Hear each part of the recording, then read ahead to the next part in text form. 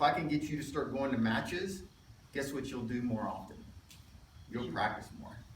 If you know you got a match coming up that weekend, you'll make damn sure you get to the range and practice, okay? Instead of going by the range and hitting a bucket of golf balls, which is not gonna help you at all if you need your gun, okay? I always think back to that poster that we had in the Marine Corps everywhere, where it's like, an enemy soldier's never been killed by a basketball, volleyball, baseball. It goes down all these lists. It's always been the job of a trained marksman, right?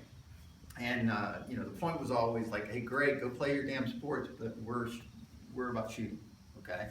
And that's the big reason that I think competition is valuable, because it makes you want to go to the range. The level of stress that's put on you by competition is often underestimated, I would think, because you know the alpha male, alpha whatever, tough guy syndrome wants to be like, oh, it's not like the real world. The reality is your puppy brain doesn't really know the difference in different types of stress. I had a very interesting conversation both with a former CAG psychologist, as well as had a psychologist in my class in April. Was he in the April class? There's been plenty of studies done that show that your body reacts to emotional stress almost identically to the way it reacts to physical stress. Meaning, when your peers, when you're, whenever you start, my heart hurts, right? All that kind of stuff, that is real. So, my example that I like to give is, how many of you guys know who Jim Cirillo is?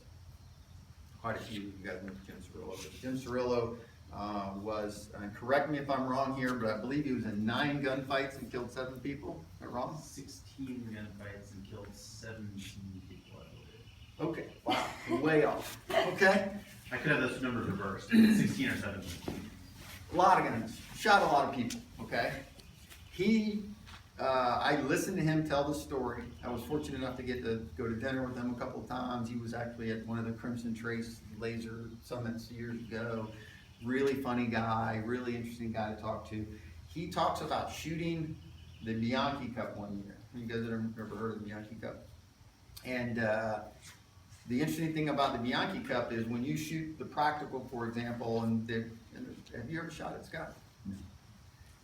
The practical is one particular exercise where we have 3 shooters on the line at the same time. They do that often there because it's a turn and target. It's basically bullseye on steroids, right? They just give you a minimal amount of time to engage the target and get the level of accuracy that you need there.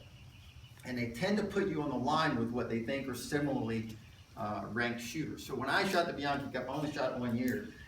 When I shot the practical, I'm on the line with Brian Enos and Bruce Gray. And I was like, really? Both of those guys are like legends in that particular sport, right? And I'm like, how am I on the line with these guys, right? It's just ridiculous.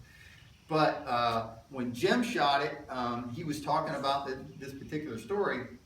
He goes up the line, I believe he was with Mickey Fowler and some other like legend in PPC and Bianchi Cup world. And he says he walks up to the line, he can hear people talking, who's going on, Jim Cirillo, Jim Cirillo. I mean, especially this time, he was famous, right? I mean, he was very famous. And he walks up there and he says, target's turn. I pull my revolver out of the holster. He says, in his words, I'm shaking like a dog shitting razor blades, right? He just stressed beyond belief. You couldn't believe it. You can't hold the gun steady. And he goes, in all of my gunfights, never remember my gun shaking. Never remember.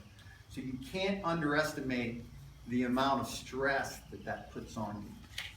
When your peers are all going, okay, it's your turn, let's see what you got, right? It puts a significant amount of stress on you. Those of you guys that have shot competition, and the higher the level of competition, the higher the level of stress, right? At some point, it stops to be quite so stressful, which is actually unfortunate to a certain extent, because I think that stress and that angst you get for it can be very beneficial once you learn how to deal with it. once Scott knows what I'm talking about. Once you get up the line, you go, okay, another national championship. What are we doing here? What do I gotta do? That's when you're just like, oh shit, I lost it. It's really, it's unfortunate. Jerry Barnhart talks about that very specifically. If I get to the point where you go to the line to shoot a world championship and you're like, it's not, you don't have that level of stress, you can't get it back anymore. Right, Scott? Can I interject something? Yeah. But also, it's a comfort zone. Oh, yeah. I've been here before, I've done this before, I've been on all these people before, I know what I'm gonna do, you just execute it. Right, And absolutely. you walk away. Right, absolutely, absolutely. But I call it seeing the movie before too. When you have, you know what you can do, the level of confidence you have when you know what you can do with a handgun, is very important, I think, if you have to use one from a defensive standpoint. I think the flip side of that is when you're not confident with your ability to put a shot on target in a hurry, under duress, that's when we start seeing people get shot that don't need to be shot.